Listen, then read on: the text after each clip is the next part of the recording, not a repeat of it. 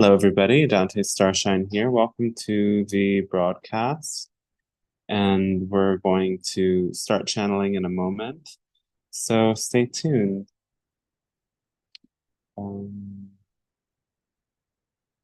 So you can ask your questions in the live chat, and some of them will be answered in the stream. Not all of them will make it. We really prioritize questions now that have to do with the general topic and are beneficial to everybody. So if you want to ask more personal questions, you can join in the Zoom stream and send me an email. There's a donation of $27 or $13 with a discount and some extra support in another way by posting and sharing about the stream. And you can hop into Zoom and ask your questions. But to go even deeper, I offer personal sessions as well. And I'm going to be starting up the premium or the plus, or I don't even know what I'll be calling it yet.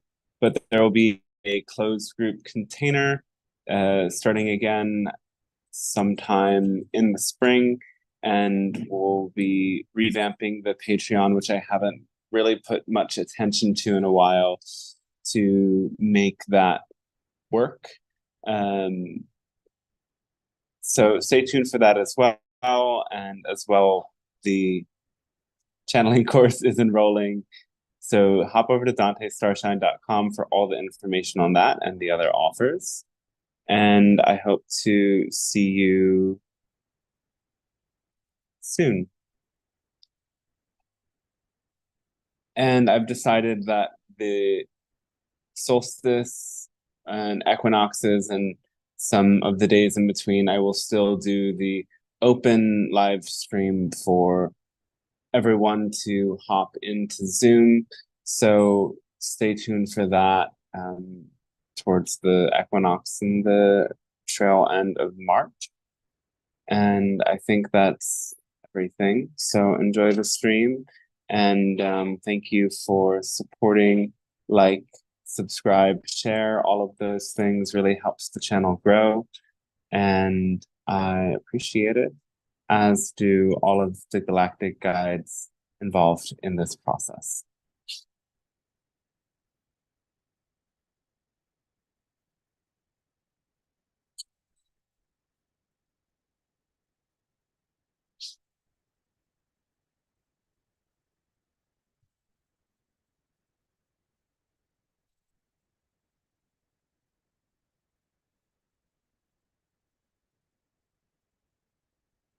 Hello, and we say a fantastic day to you at this moment of your time. We are the Pleiadian Council, and we speak on behalf of the Galactic Alliance, supporting you in this process of awakening and ascension, as we call it. It is a gift, it is a pleasure and honor to be able to establish contact with you in this way. So we thank you for being here to reflect and share energy. So today we would like to talk about this idea of deepening into relations and relationships with others, as this is a deep theme and interest for so many of you. And many of you will find yourselves stuck at different points, wondering why it does not seem as if other people are meeting you in the way that you want to be met. And so we want to, first of all, state that the basis of relating is within you. It's not in others. And the first pitfall that many fall into when they cannot seem to deepen their relationships with others is that they are trying to change other people. But other people cannot be changed with will. They cannot be changed with manipulation. They cannot be changed with your mind alone in any sort of way. However, when you change yourself, you will have a different perception and different experience and a different way of feeling in your relationships. And this will, in turn, elicit a change in other people. So if you want the relationship to change and be experienced in a different way, you have to change yourself.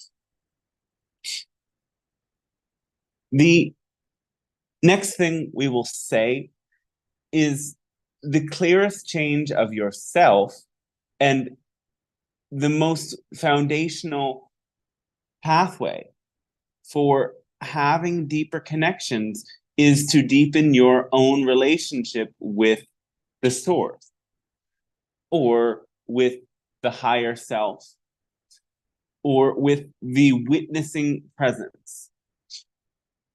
All of you will have your own way of relating to this inner divinity according to your language, according to your belief systems, and where you are at with your journey.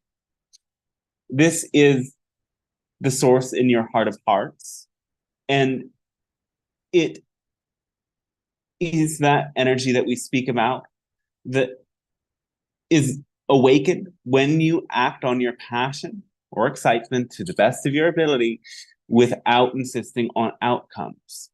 It is a feeling of pure enthusiasm and bliss that sits in your heart and is always present. Sometimes your mind obscures this and creates a tightening or a deadening around this feeling. Though the more that you return to this place, the more you come to understand that that feeling, that consciousness of source never leaves you. It is the foundation of your being. And so strengthening your relationships with that foundation of your being is how your outer relationships will change and transform as well. Who is strengthening the relationship to the source? It is the many facets of your mind that need to strengthen that relationship with source.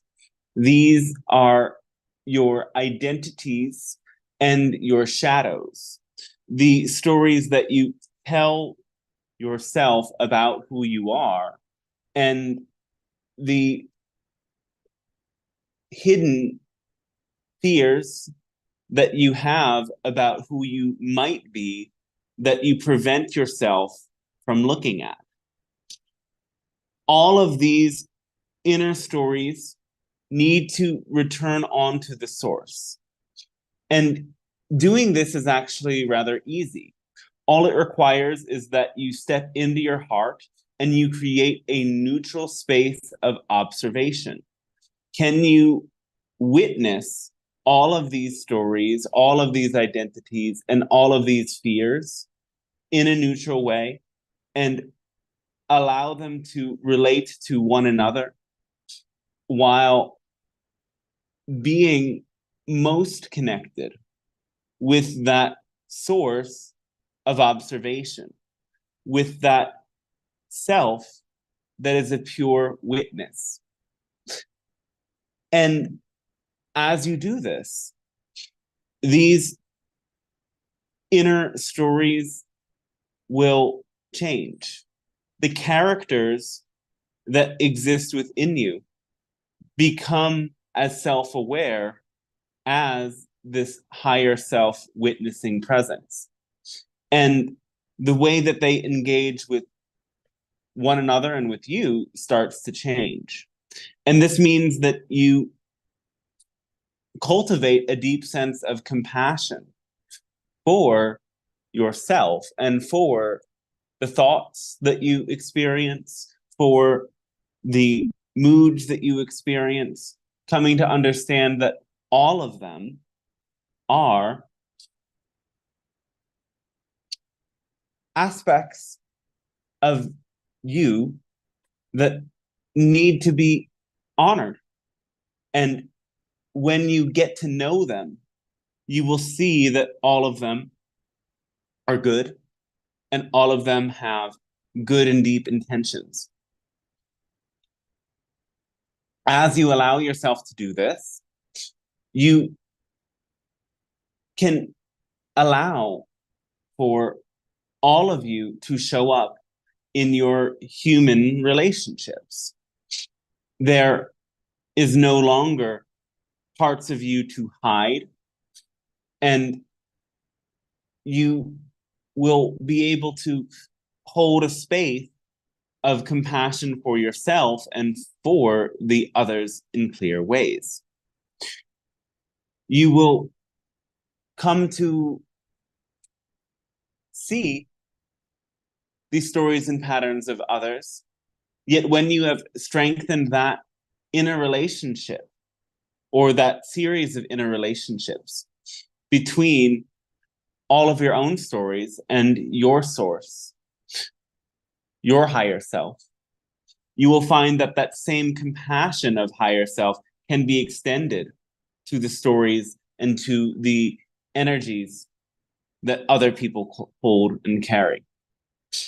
It is this energy of neutrality that makes the space for unconditional love to emerge. Unconditional is a key component in describing this higher form of love. We can say, do what you love, and that will help you build momentum.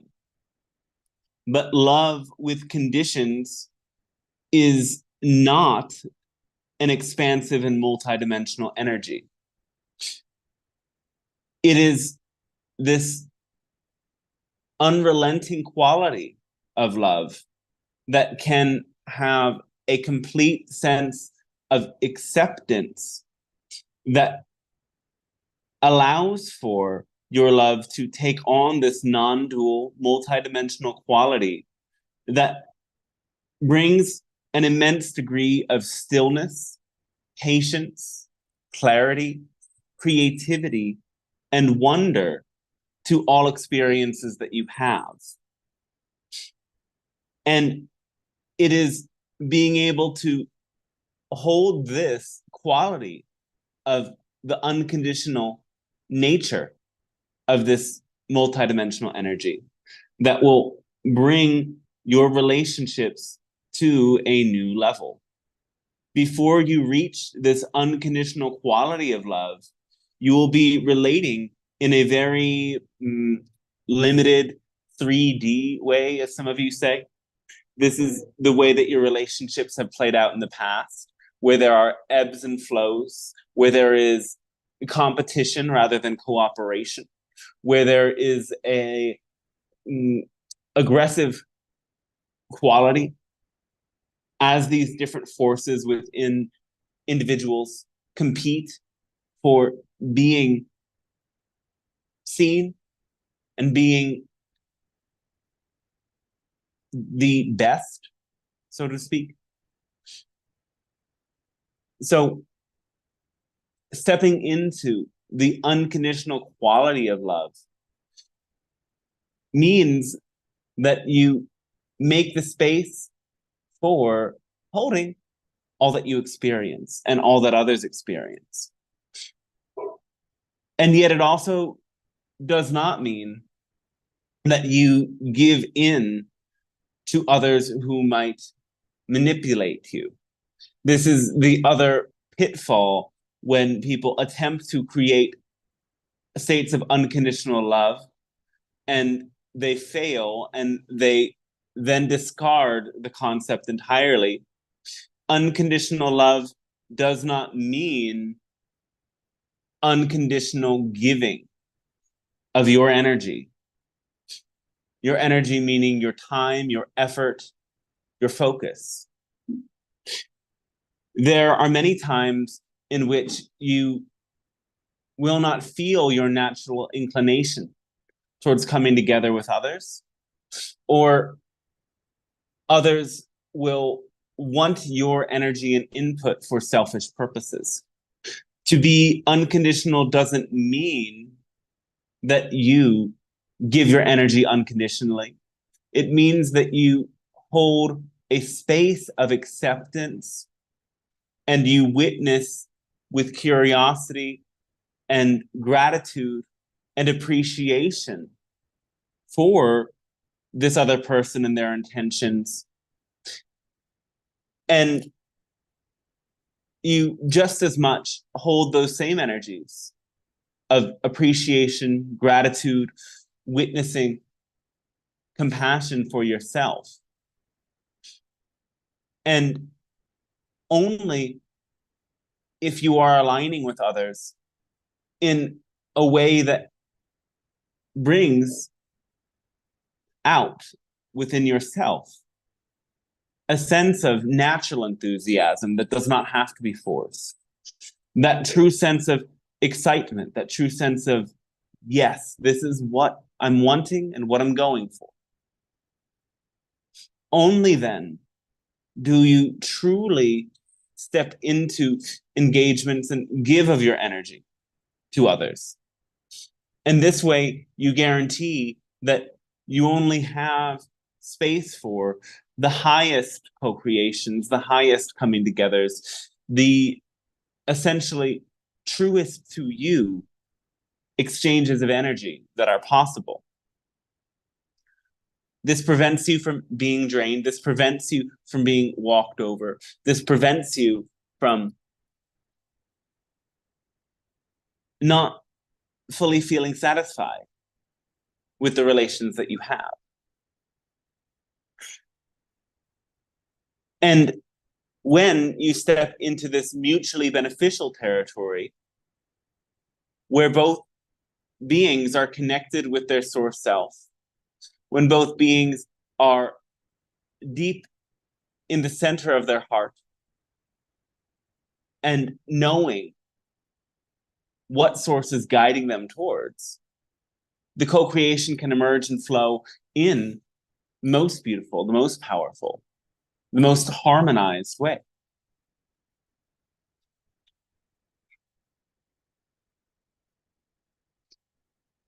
And so those of you who learn to tap into this energy and who essentially become fountains of the light of source, shining it out onto the world, will find that you become increasingly attractive to many beings in your world. There will be many humans that want to be friends, want to co-create, want to come together because they seek in you that connection to source that you embody. This is great. This is how you can expand into being more in service, that you can help your reality in growing more connected to source, more awake, more aware. And it is through your own internal workings to remember this source and to let the formula of acting on your passion guide you to feel more and more connected to the source and act as the source all of the time, that your world will awaken. Though it becomes an ever more careful path that you must walk, because by tapping more and more into this energy, more and more will be wanted from you. More and more people will resonate with you and come towards you. And you will have to always remember what is just as exciting for me as it is exciting for them. How can I relate in ways that deepen my passion, my joy, my serenity in connection? For if you don't, and you start to give without feeling that source passion guide you, It may feel like you might help, that you might support someone. Yet, as soon as your own passion for interacting diminishes, you are letting your battery get drained, so to speak.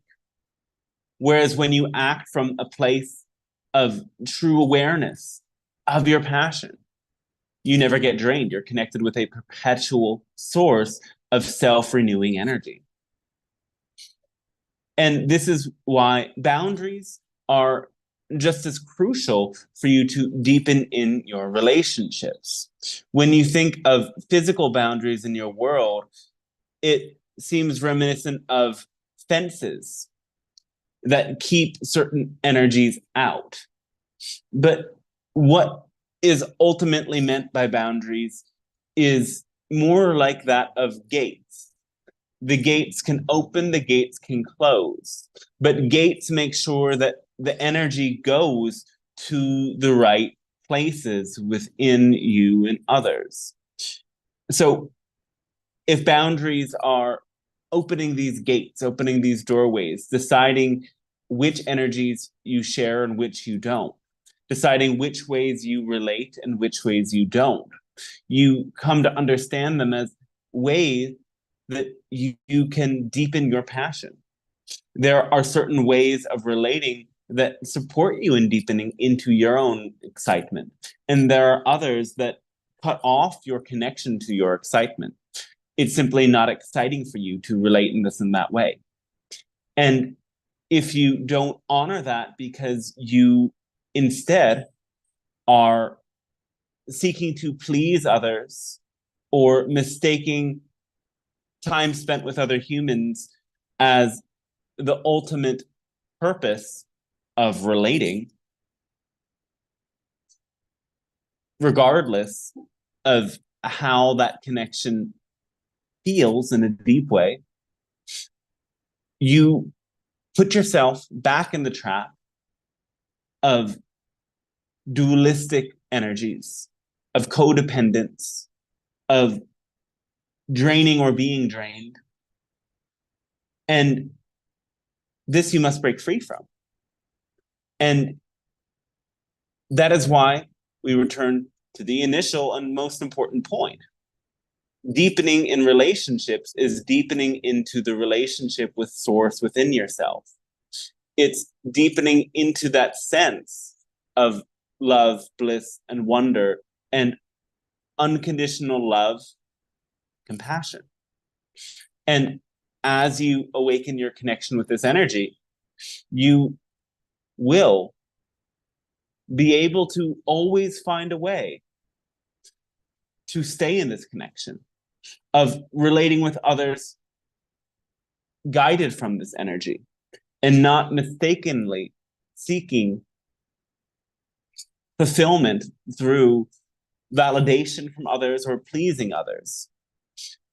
You will know that the ultimate depth comes from this source within you. And all of the love that you experience through other people is the love of this source within you. And as you do this, immense awakenings will take place around you.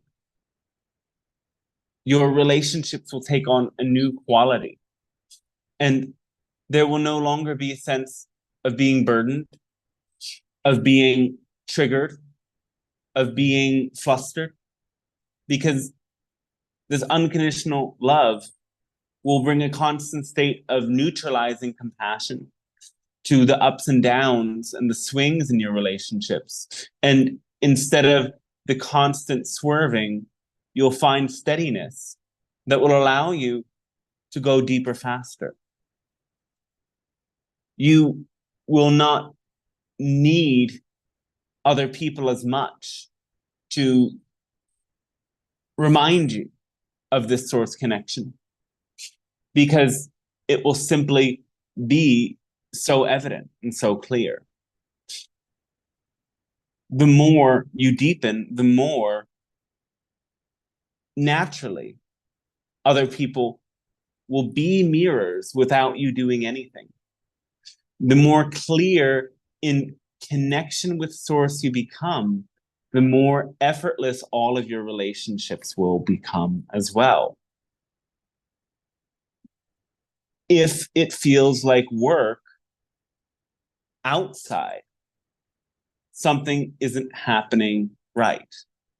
There's a lot of inner work, so to speak, to be done, of understanding yourself and surrendering within to fully connect with all of who you are, to make space for all of who you are with curiosity.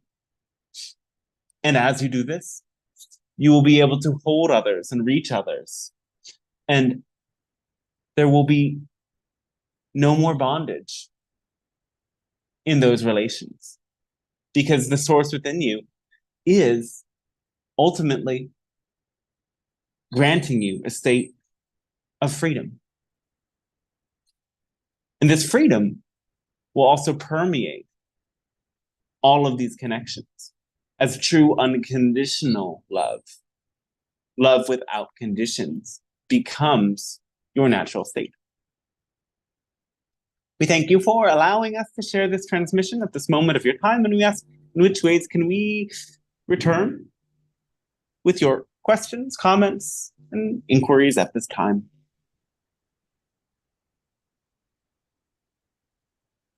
Hi, Pleiadians. Thank you so much for that transmission. So much wonderful unpacking to do, I feel. There's a question on Zoom that was written just before. It's a long one. It is a lot of light workers seem to struggle with how they feel, don't feel about the issue in Gaza and the plight of the Palestinians. Some feel it's too heavy and would rather not deal with it. Some go 100% love and light and say God will work it out. And so feel no need to take any action or claim to take no sides. And others are burdened by it and activated or revolutionized by it, but also may not be coming from purely neutral, loving space within. So my question is, what do you guys see around the issues, and how do you see light workers' potentially responsibility, if any?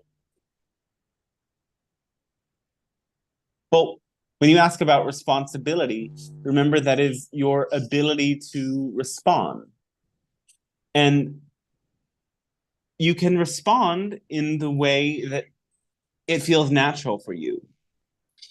You are not bound to responding or doing something about every situation in your world.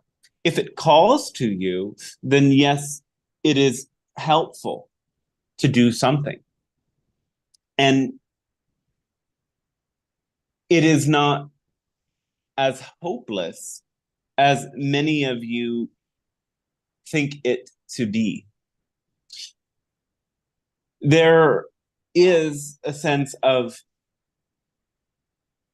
great disillusionment or disappointment or shock that can come with truly realizing all of what is taking place.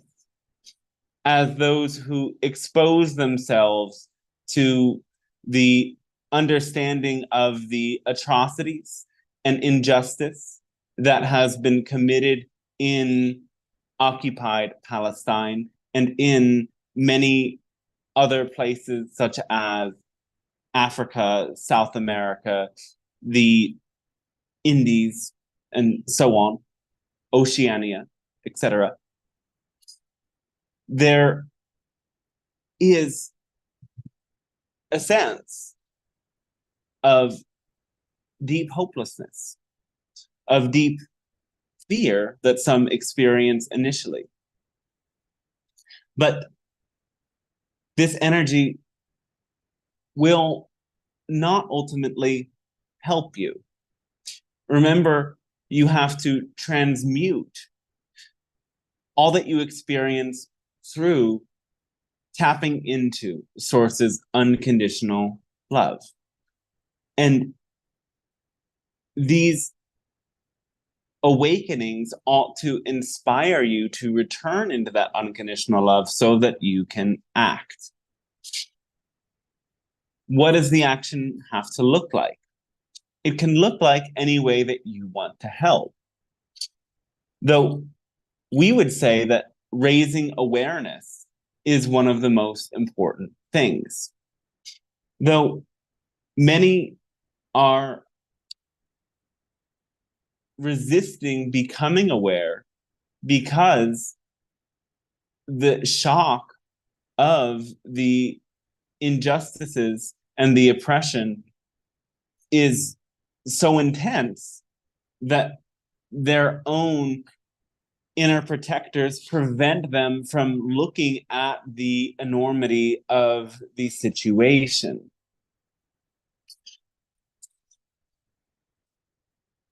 Remember, revolution can and has been very peaceful.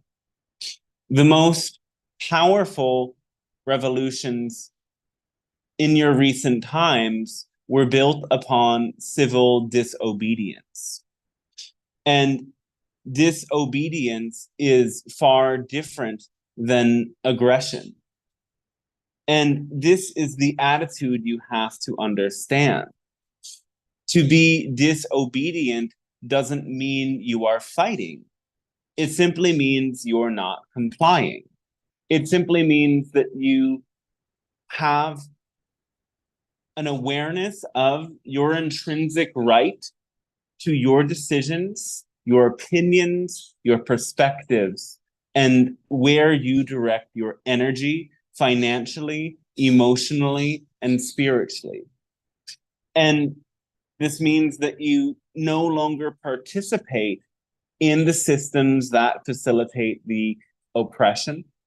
And it means that you are active about understanding what the source of these systems are. Right now, in your world, a small elite population manipulates consciousness, manipulates money, and manipulates, yes, the minds, which falls under the umbrella of consciousness, manipulates the minds of the masses through the media. And therefore, you have to undo this spell, undo this programming.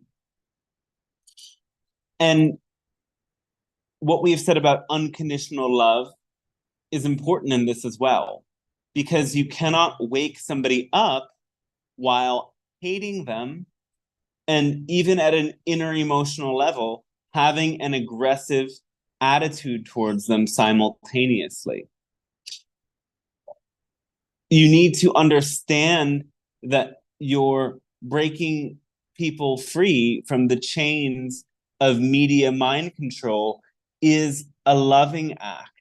And it must not be done with a sense of us versus them. It must be done with a deep awareness of liberation and love. And understanding unconditional love and free will means that you unconditionally accept if some people do not want to be free. Freedom comes with more responsibility, because the opposite of freedom is limitation and bondage. In freedom, you have thousands and millions and billions of options before you.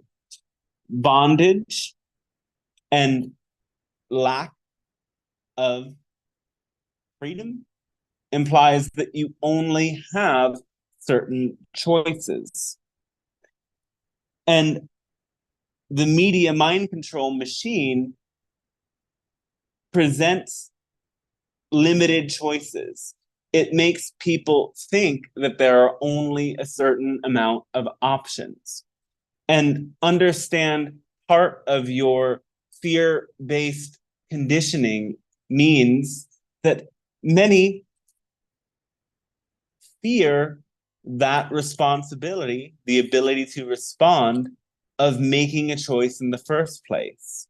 And the reason why so many people seek to a higher authority outside of themselves is that they can give their responsibility, their ability to respond, over to someone who can make a better choice for them. This is what giving away your power means. This is the essence of powerlessness. It's this deep belief that I am not capable enough of choosing what's right for me. And I will trust in this higher authority outside of myself. The highest authority of all is source within all. You are the one who chooses. So let yourself deepen into that acceptance of responsibility, knowing that breaking free doesn't mean you have to become an absolute activist and go against what's exciting for you. Responsibility is not a burden.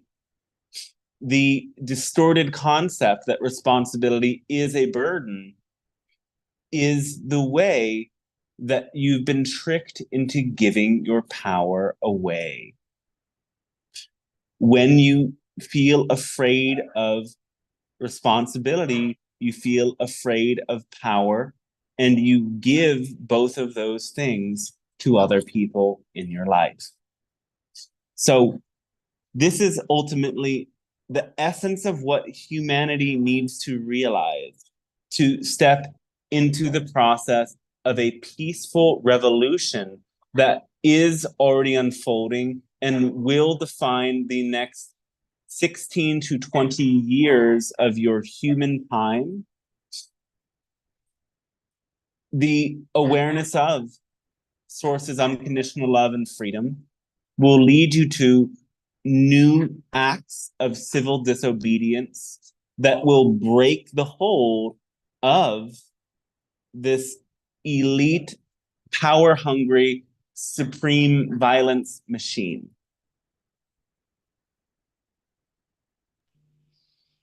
Wow, thank you so much for that. Just amazing. Yes.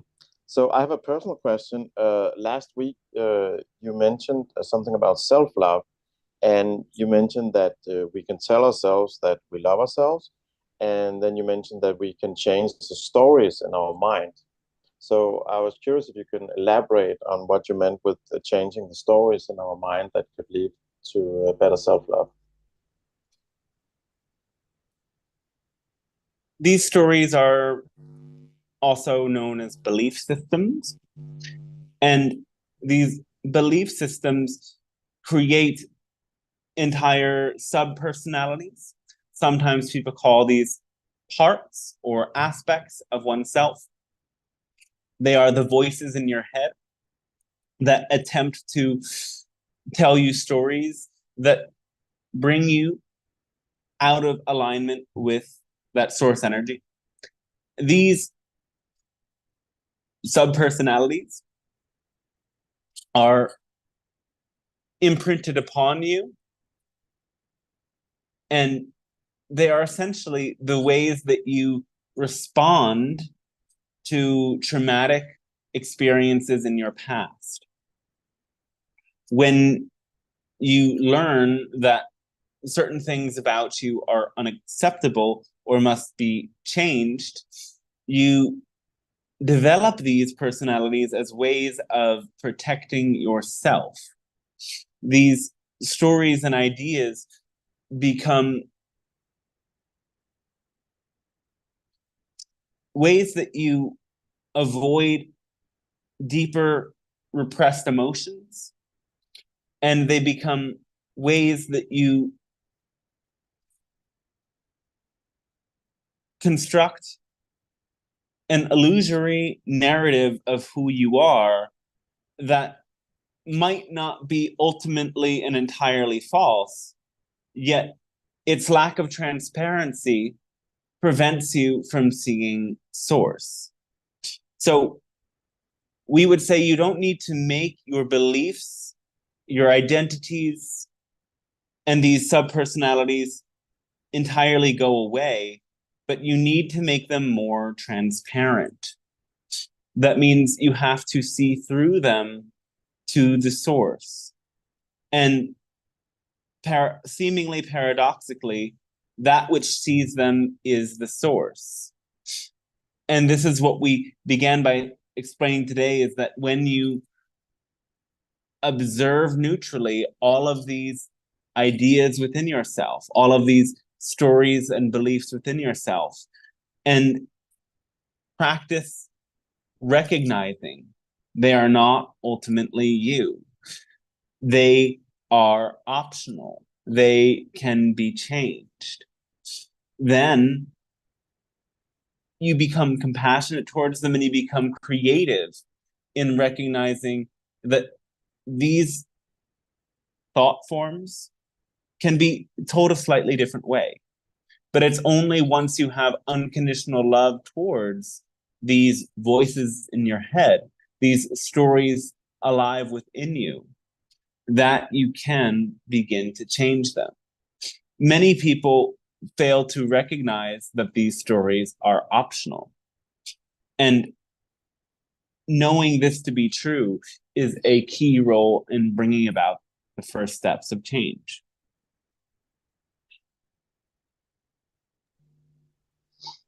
Okay, thank you so much.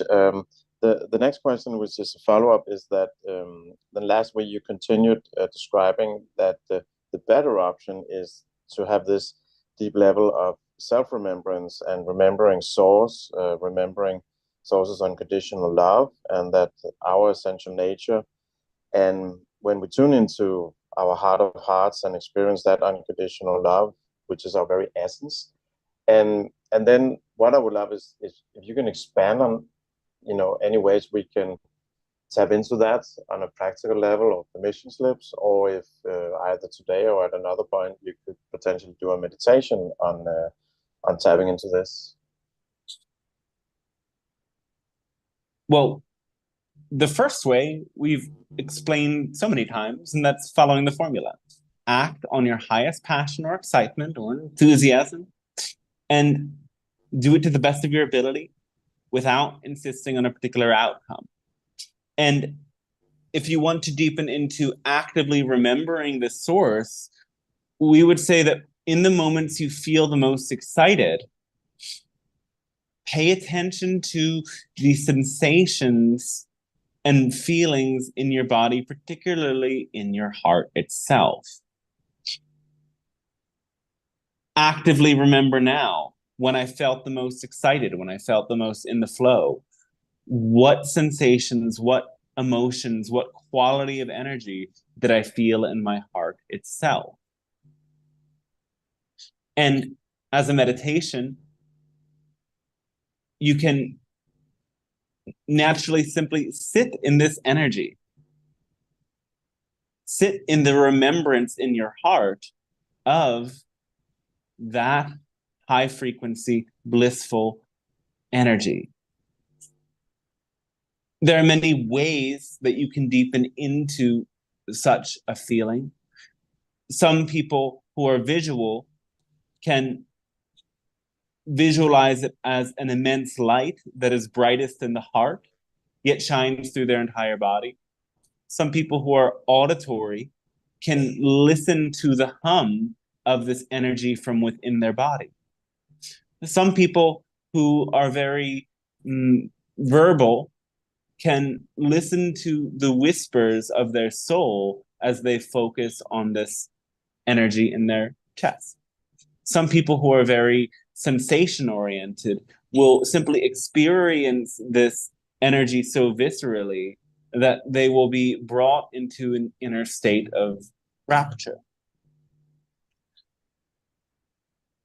Those who struggle to tap into this feeling ought to practice memory, as emotions are stored as memory in your body, and why different feeling states stick around for periods of time is nothing more than emotional memory. Trauma is an emotional memory. Depression, anxiety, fear are emotional memories, but so is love, bliss, and joy. And the process of healing is, in a way, clearing out memories and actively tuning into your ability to choose which memories to focus on, thus rewiring your neurology and your body and your soul to hold those higher frequency energies more. So before you meditate or before you do anything, you may take a moment to remember all of the times that you felt that energy of unconditional love, all of those times you felt your heart being the most open, most activated, most blissful, all of those times that you felt enraptured by the fire of unconditional love from within you. They could be beautiful moments in nature, beautiful moments with a friend or a lover, beautiful moments at some festivity, exciting moments of your own creative works or your own soul mission and service in the world. There are so many things that open your heart. And the more that you tune into what opens your heart and you remember it and you create that attitude of celebration of it, the easier it will be to constantly tune into that memory and that energy of unconditional love in your heart and let it guide you.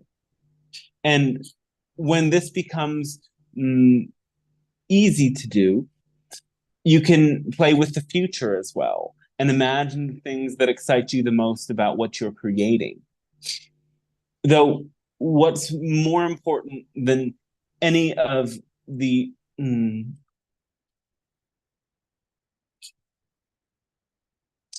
symbols that help you activate and remember this energy is your surrender and your focus on the energy itself. Remembering that this energy is within you and can be tapped into in so many ways. This energy is within everyone, and it's not attached to the outer permission slip or symbol, yet that outer permission slip or symbol can activate it. There will always be new ways to activate it. So don't mistake the permission slip for the energy itself, and it will be much easier to simply slip back into this unconditional love at any time at will. So amazing. Thank you so much. There's another question before opening it up to Zoom that seems like there might be some overlap. The question is, do you have any suggestions on last-minute tips for improving or optimizing performances or permission slips, whether it's in sports or presenting or arts? Visualize the outcome that you intend. If it's sports, it's winning the game. Get a sense of how that will feel, of how the endorphins will flow through your body, of how you'll simply surrender into the flow state. If it's art, also tap into a memory of those flow states in which creativity flows through you seamlessly. Tap into that future sense of contentment and satisfaction that will come as you explore your creation. And then surrender and let go. Be anchored in that feeling of passion in the moment and let it carry you forward. Beautiful. Thank you so much. And I believe there's a question on Zoom. Yes. Yeah, I wanted to ask a question. We are talking about beliefs, and I've been So I've been working on being in my lower chakras more in general. And one thing that's come up is in my first chakra, um, I've been having really spiky, burning pain. And I've come to realize that these pains I have are belief systems that that are not true for me. And so the only way to remove that pain is I need to confront the belief and then change it. So in a way, this has been good in that it's backed me into a corner to address the belief, but it's also alarming because I've never had this level of spiky, burning pain before in a chakra, or maybe I have, and I just didn't notice it because I wasn't in that chakra. So I just want to ask about, I don't know, the peculiarity of that process and um, the way I've been addressing the belief is identifying it, so calling it out by name, so that it kind of segregates and isolates the energy and lights it up. And then I ask myself a series of questions to see if it's true for me, and it usually isn't. So then that kind of like breaks down the stage that it's on, so it's no longer on this solid ground in my space, if that makes sense. And then I trace it back to when I picked it up, what age, and then I bring that aspect forward, and we decide to let it go. And I know I don't always have to get that deep, but it feels like I do kind of with this chakra, and it seems like it's I don't know, it takes some doing. That's my question.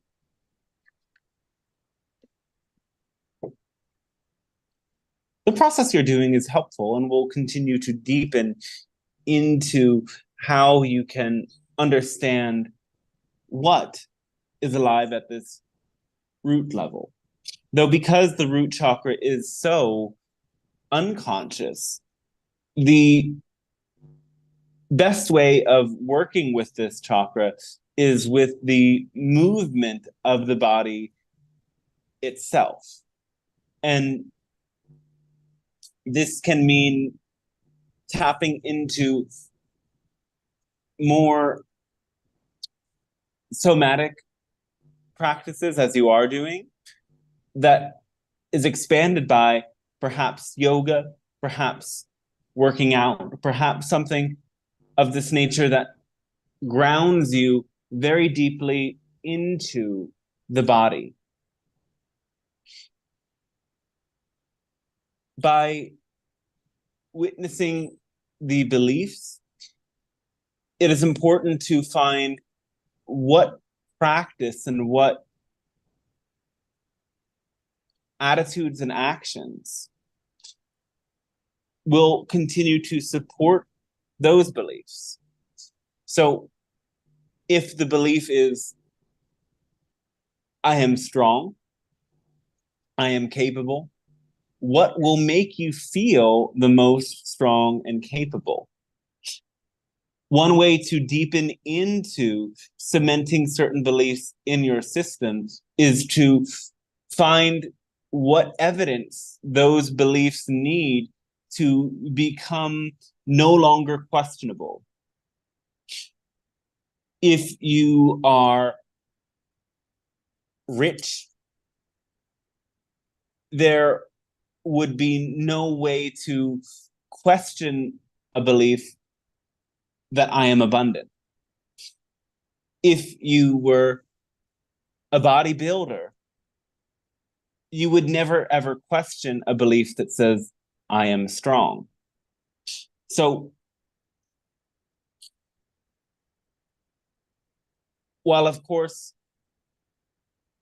focus and inner determination can help you trust the positive new thought forms that you create along the way and turn them into beliefs.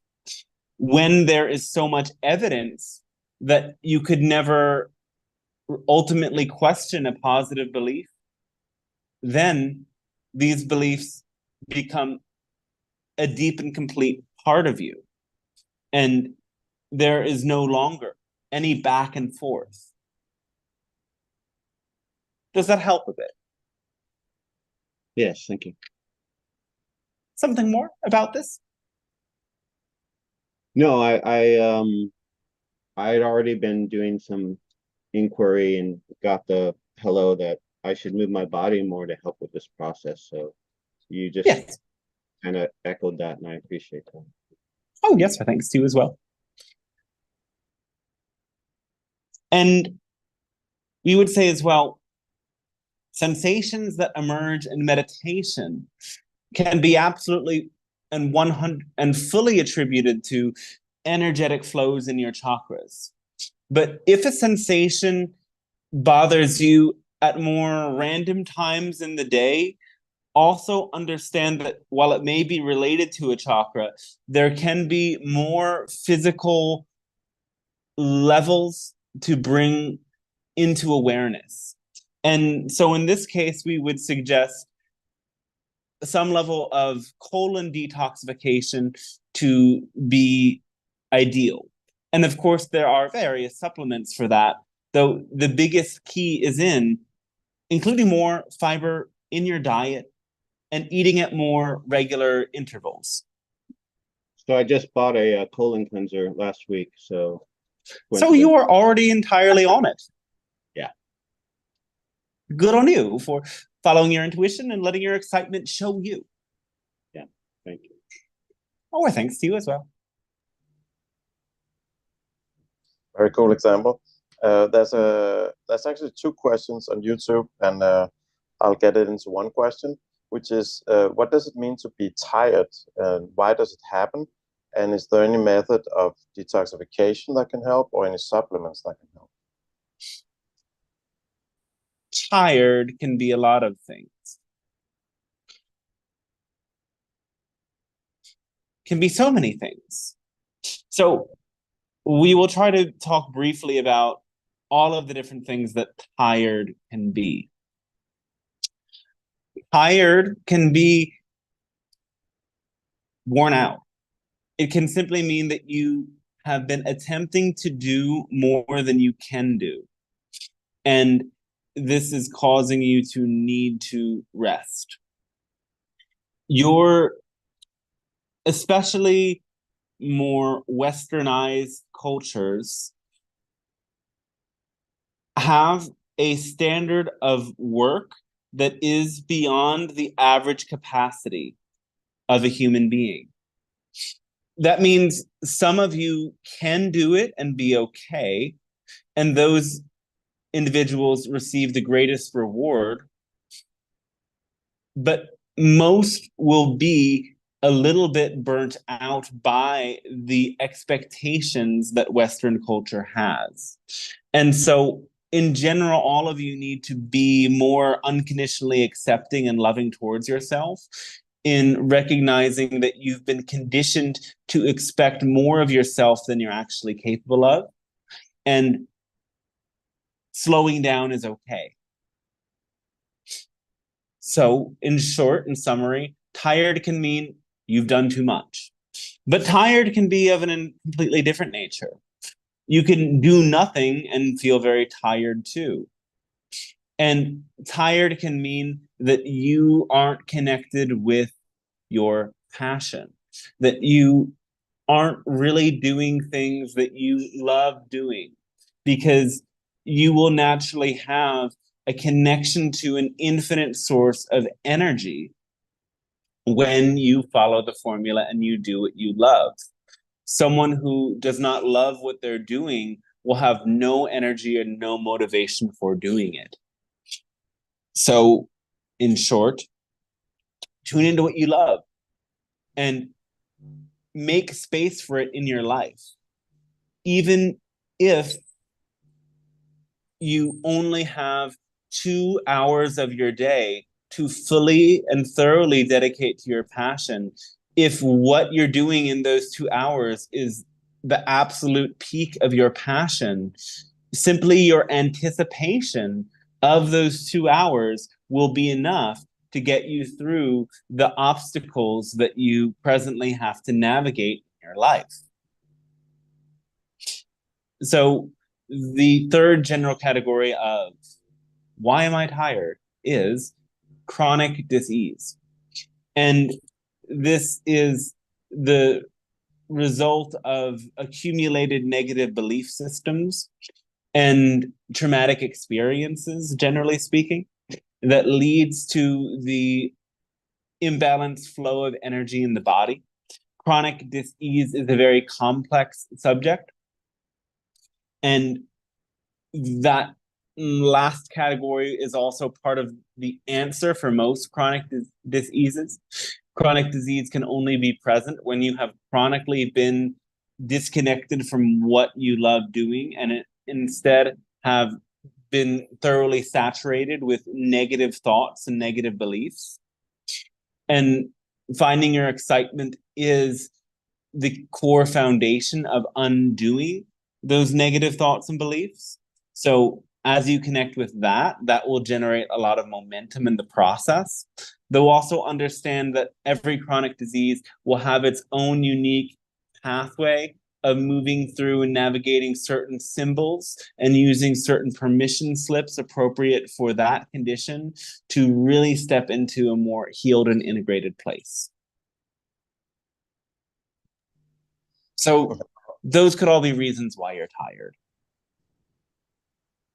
Wow, thank you so much. I think they got way more than what they asked for. That's amazing. All right. There's two more sort of, I would guess, health related. There's a question about hair loss for men. If there's anything that you can recommend once it happened with potential regrowth or anything to do preventative, what is possible and what is not?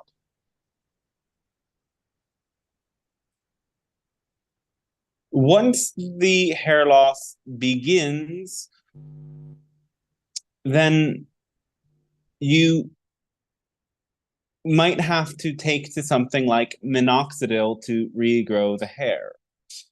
Minoxidil, commonly branded as Rogaine, is something that requires continuous use.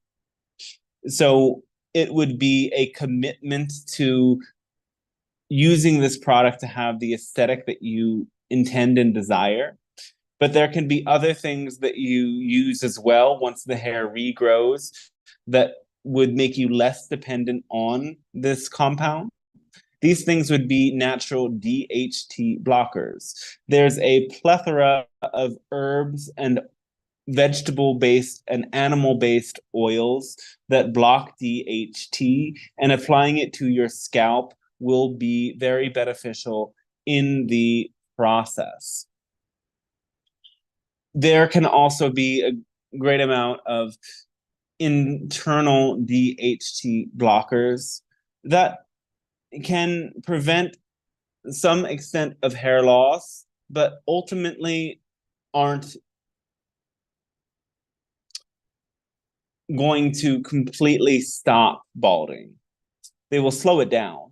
But things like turmeric, green tea, and coconut oil regularly in your diet will have a slight effect in slowing down the process of hair loss.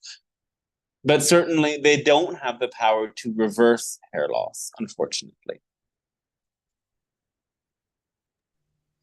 Okay, thank you so much. And the other question was if you can talk about the dynamics of fasting, intermediate or not, both health-wise and for weight loss. It says the last thing I heard about is a new thing where you fast for 36 hours and then you eat for a window of 12 hours. Can you comment on this? Short periods of going without food require your body to draw energy from other places, and it also causes your brain to become slightly more neuroplastic for a period of time.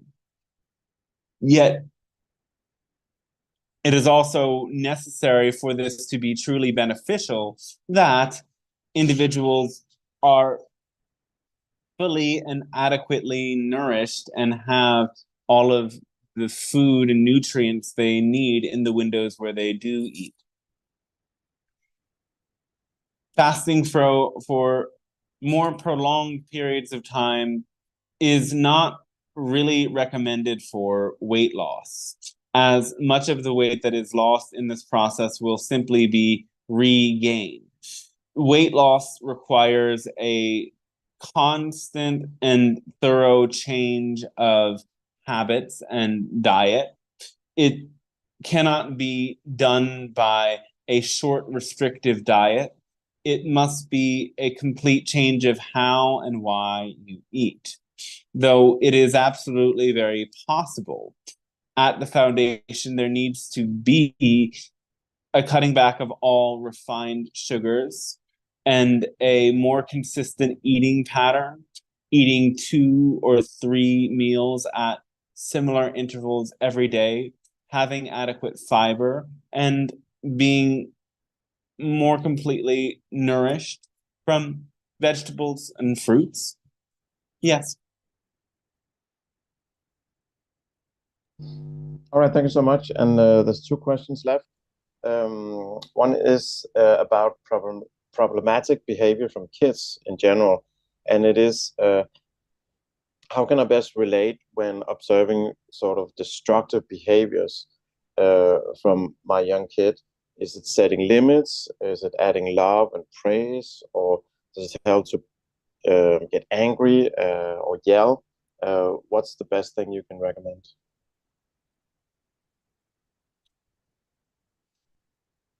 Boundaries are limits in this case. You must request your child stop, but you don't need to mirror their level of anger or mirror their emotions back to them. You simply need to tell them to stop.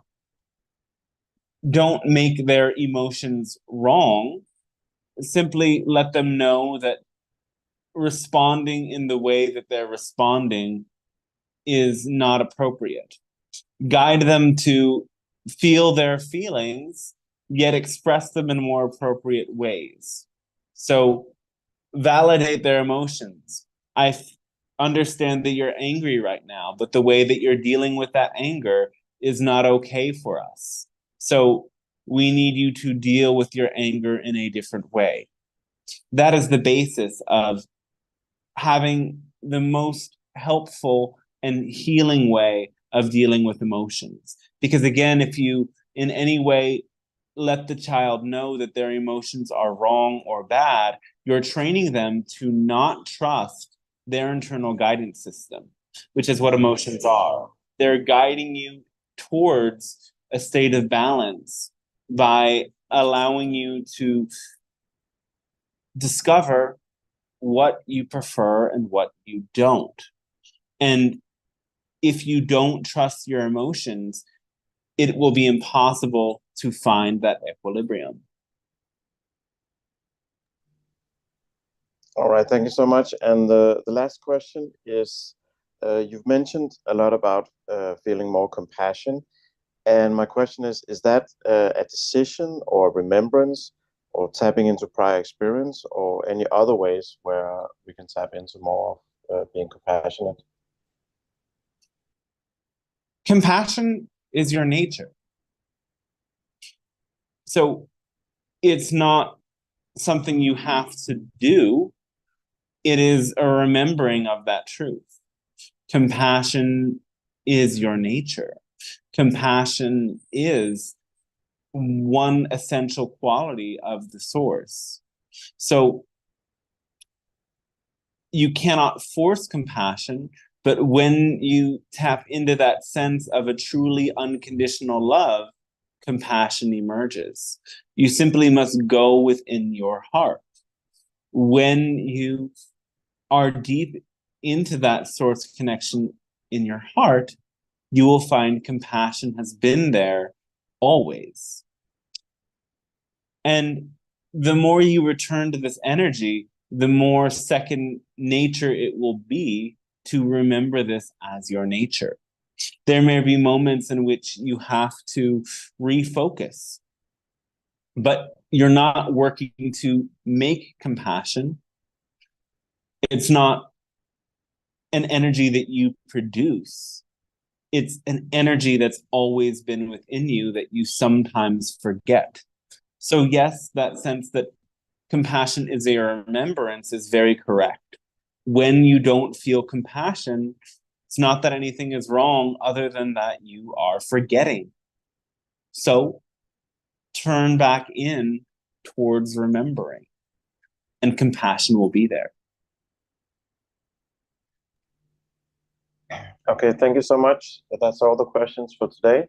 And All right.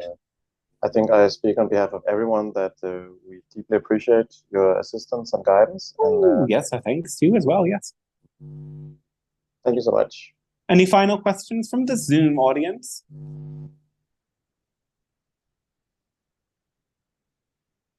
It doesn't look like it. Then we do thank all of you very deeply and completely for co-creating this interaction in this way. It has been a gift and honor and a blessing for us all in co-creating, and we wish you a fantastic rest of your day, and we hope to connect with you very soon. For know again, we and your other guides are always there in the depths of your heart. Higher self allows you to remember that everything and everyone is here and now, and your other guides are not beyond you. They are within you.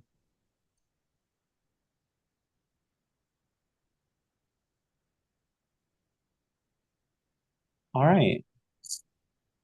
Yay. You did it again, Dante. Oh, yeah. Did I? Who am I think this is the fourth time I'm saying this, but this was the best one yet. It's the best one yet? Yeah. That means it's getting better and better. That's a valid conclusion, I would say. Not sure. Wow, that's a lot to unpack from today. Oh, what is happening?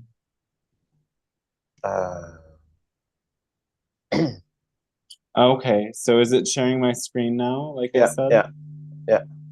Is it still recording on YouTube? Yeah. Okay. Yeah. Just letting everyone know, here's the website. There's lots of goodies here.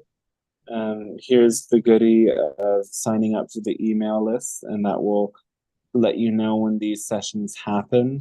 Tune in like, I guess 10 or 11 days is the solstice. That's when we'll be doing the open session, as it was before, and beyond that the weekly sessions will be happening. And there's a lot of info on the site, signing up for the channeling course, for example, which is enrolling now, or getting the guidebook to Living Love on Earth, which contains a very detailed explanation of all of the channeled teachings and ideas from the Pleiadian Council. It's like a 400-page book created from about 36 hours of channeling sessions. And here's where you can book a session and also donate to support these live streams. Really, really appreciate it. And it allows me to continue to share these sessions freely in this way. And I think that's all I needed to do with that. But okay, stop share.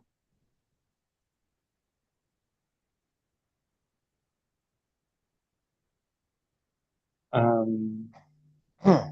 right. That was so good, man. Oh, thanks, Michael. Thanks for hosting. I really hope you realize how good what you're doing is. What did you appreciate about that one? Like literally all of the answers. Like all of the answers. Because the way it works for me is and it's, I would say especially the first transmission, and now where I sort of have the responsibility of keeping things going. I notice when my antennas go way up. Sometimes they go up and sometimes they go way up, and they were way up there all throughout today. And I'm like, this is literally the first thing I'm going to do in the morning when I wake up is listen back to it again and take notes. There's so many good stuff and stuff I never heard before. Okay. So there's going to be a lot of stuff you can make into small clips. That's going to be super valuable. And by the way, I just want to mention this, and sort of what I'm about to say has two levels to it. One is that I got the idea, which I haven't done yet, just to be perfectly honest, is I got the idea of asking one of the questions that was asked to Bashar and ask it here, just to demonstrate to people that there's a difference very often in the level and the depth and stuff. But I haven't done that yet because I wanted to check it. Okay. Oh, you should have surprised me. But having said that, I can wholeheartedly say that this is definitely on a different level. It really, really is. I mean, the way I go into it is when I listen to Bashar's latest stuff, I'm like, okay, yeah, I'm listening to it because I've done that for a while, and it is what it is, and I take nuggets from it for sure. But I get excited when we do this stuff, or when I listen to something that you channel. And there's a big difference in both in resonance, but also in sort of alignment and just pure excitement. And that's also really why I'm so excited about helping you in whatever way you let me, is that this stuff really needs to get out there.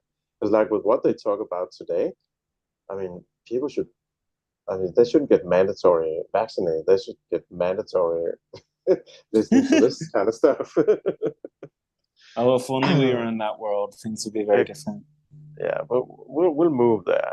And by the way, that's one of the things I'm so excited about doing this transitioning into music being the primary focus, is that, God damn it, I know I've written a big part of the soundtrack to everything that's going on, and that's about to happen, and it feels so powerful. I do have some reservations still. We can talk about that at a later point, but overall, I feel that I have the right history, I have the right songs, and it's funny that I mentioned this to my wife the other day. One of my favorite things I've ever heard in marketing is back in the 80s when they were pitching. Are you familiar with the show Miami Vice? No. It was an old 80s show, from Miami, where, it was cops and drugs bust, and everything looked glamorous. But anyway, literally the way they pitched it to the network was that it's MTV and cops. That's my advice. And so what I said to my wife is that I imagine that there might be some guides or creator guys that had a conversation up there, and they went, I wonder if we could combine a troubadour with what's it called? The ones who transform things into gold. Alchemist. Yeah, I wonder what happened if we combine an alchemist with a troubadour. Hey, what about that guy? We can use him. Because that's what I feel I can do with the songs, is opening things up to people, and even have how-tos within the songs, and it feels very powerful. But I've been a little hesitant in terms of putting a big X on my back, is that I know I'm gonna get criticized as hell, and people are gonna. Well, I mean, there's always going to be people who don't like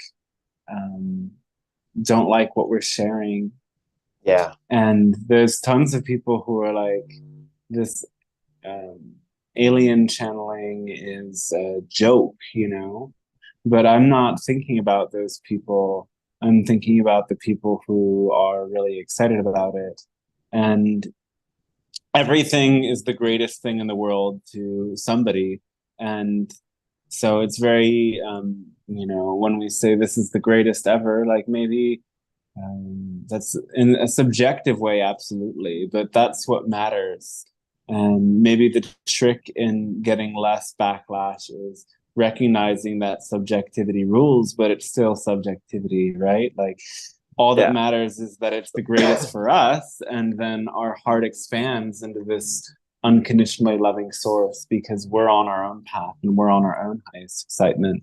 And, in the end of the day, what's going to matter most is how we felt as we went about these experiences is that's what's leaving the impression on us. And absolutely everything done in that state of unconditional love is lifting people up to that state too. So however you want to do it. That's exactly what you said today. Yeah. And by the way, well, also one of the things that I'm really proud of, and which makes it a lot better going forward, is that pretty much all of my lyrics are sort of covert in a way. So, for example, the song I'm going to play tomorrow, which I wrote this week, is that one of the lines is that there's no way you can lock down my freedom. So I have lockdown in it. Send a bill, I'm crashing the gates. So that's send a bill and gates. And then if I shall pay you in my spirit animal, guess what? I will give 0 fucks. Like, yeah, I can get away with that because it's the animal. It's my spirit animal, and I give 0 fucks. And then the next line, which is the last I'm going to mention, is that you can plan to make my life a living hell, like World Economic Forum. Your plan just got way too many bugs, which they're all about the thing about replacing meat with bugs, both in flour and eating it in all kinds of different ways. So having that sort of subtle thing where literally, potentially, a hardcore, Joe Biden fan who's got his tattoos and his triple waxed and whatever, could literally be singing this song happily, not having any idea what I'm actually referring to. I think that's pretty funny, and that's pretty exciting that the right people will recognize, oh, yeah, we get it. We know what he's talking about. But I can sing it wherever and I won't get canceled, at least in the beginning. Everything has its space and time. Yep. All right. Yeah. Well, thanks for sharing. Thanks for following your passion. Thanks for watching, everybody. May you also continue to follow your passion. Hope to catch you next time, and anytime you want to tune in with the Pleiadian Council for what is most relevant for you in your personal channeling sessions. And be blessed, be brilliant, and enjoy this new moon tonight. So it's a time going inward, connecting to that source within to begin that new lunar cycle. And yeah, I hope it's a really good one, everybody. Much love, many blessings.